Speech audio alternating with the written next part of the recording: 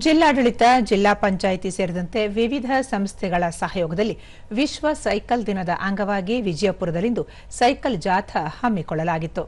ನಗರದ ಡಾ ಬಿಆರ್ ಅಂಬೇಡ್ಕರ್ ಕ್ರೀಡಾಂಗಣದಿಂದ ಆರಂಭಗೊಂಡ ಜಾಥಾ ಗೋಲ್ ಗುಂಬಜ್, ಗಗನ್ ಮಹಲ್, ವೀರರಾಣಿ ಕಿತ್ತೂರು ಚೆನ್ನಮ್ಮ ಕೇಂದ್ರ ಬಸ್ ನಿಲ್ದಾಣ, ಬಸವೇಶ್ವರ ಸರ್ಕಲ್ ಮಾರ್ಗವಾಗಿ ಪುನಃ ಡಾ ಬಿಆರ್ ಅಂಬೇಡ್ಕರ್ ಕ್ರೀಡಾಂಗಣದಲ್ಲಿ ಸಮಾಪನಗೊಂಡಿತು.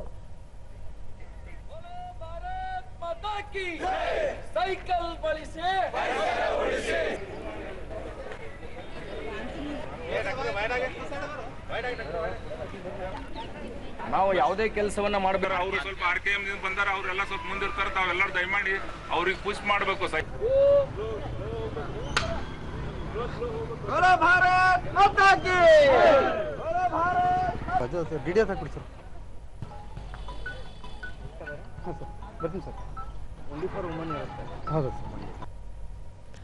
ದೂರದರ್ಶನದೊಂದಿಗೆ ಸೈಕ್ಲಿಂಗ್ ಪಟು ಶಾಂತೇಶ ಸೈಕಲ್ ಜಾಥಾ ಮಾಡುವುದು ಸಂತಸದ ಸಂಗತಿ. ಇದರಿಂದ ಆರೋಗ್ಯವನ್ನು ಕಾಪಾಡಿಕೊಳ್ಳುವ ಜೊತೆಗೆ ಇಂಧನವನ್ನು ಉಳಿಸಲು ಸಹಕಾರಿಯಾಗಲಿದೆ ಎಂದು ಹೇಳಿದರು. ನಾವು ಬಂದು ಇಲ್ಲಿ ಪಾರ್ಟಿಸಿಪೇಟ್ ಮಾಡ್ತೇವೆ. ಇವತ್ತಿನ ಪರಿಸ್ಥಿತಿಯಲ್ಲಿ ಸೈಕಲ್ ಅನ್ನು ನಡೆಸೋದು ಬಹಳ ಮುಖ್ಯವಾದಂಥದ್ದು. ಯಾಕೆ ಅಂತಂದ್ರೆ ವಿಶ್ವದಲ್ಲಿ ಯಾವ ಪರಿಸ್ಥಿತಿ ಇದೆ ಅಂತ ಎಲ್ರಿಗೂ ಗೊತ್ತಿರುವಂಥ ವಿಚಾರ. ನಾವು ಸೈಕ್ಲಿಂಗ್ ಓಡಿಸಿ ನಮ್ಮ ದೇಹವನ್ನು ಉಳಿಸ್ಕೋಬೇಕು, ಇಂಧನವನ್ನು ಉಳಿಸಬೇಕು ಮತ್ತು ಸೃಷ್ಟಿಯನ್ನು ಉಳಿಸಬೇಕು. ಯುವ ಸಬಲೀಕರಣ ಮತ್ತು ಕ್ರೀಡಾ ಇಲಾಖೆ ಸಹಾಯಕ ನಿರ್ದೇಶಕ ರಾಜಶೇಖರ ದೈವಾಡಿ ವಿವಿಧ ಸಂಘ ಸಂಸ್ಥೆಗಳ ಆಶ್ರಯದಲ್ಲಿ ಸೈಕಲ್ ಜಾಥಾದಲ್ಲಿ 100ಕ್ಕೂ ಹೆಚ್ಚು ಸ್ಪರ್ಧಿಗಳು ಪಾಲ್ಗೊಂಡಿದ್ದರು.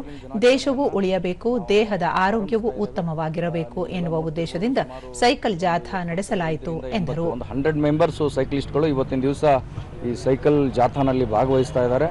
ವಿಶೇಷವಾಗಿ ಏನು ಅಂತಂದ್ರೆ ದೇಶನೂ ಉಳಿಬೇಕು, ನಮ್ಮ ದೇಹನೂ ಉಳಿಬೇಕು ಅಂತಕ್ಕಂಥ ಉದ್ದೇಶ ಇಟ್ಕೊಂಡು ಇವತ್ತಿನ ಈ ಯುದ್ಧದ ಪರಿಸ್ಥಿತಿಯಲ್ಲಿ ನಾವು ಅನುಭವಿಸ್ತಾ ಇರತಕ್ಕಂತಹ ಬಹಳಷ್ಟು ಸಮಸ್ಯೆಗಳಿಗೆ ಸೈಕ್ಲಿಂಗ್ ಮದ್ದು ಅಂತಕ್ಕಂಥದ್ದನ್ನು ಅರ್ಥ ಮಾಡಿಕೊಂಡು ಘನ ಸರ್ಕಾರಗಳು ಇದನ್ನು ಯಾವತ್ತೂ ಈ ಕ್ರೀಡೆಗೆ ಉತ್ತೇಜನ ನೀಡಬೇಕು.